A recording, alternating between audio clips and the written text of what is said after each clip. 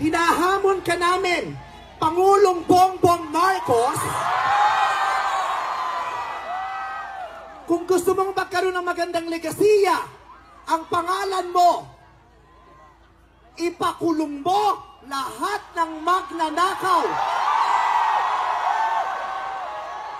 Nakatingin kami sa iyo, Pangulong Bongbong Marcos, at inaasahan ka namin, hindi dahil sa idol ka namin, kundi dahil sinaswelduhan ka namin at inaasahan namin na tutuparin mo ang inuutos namin mga employer mo.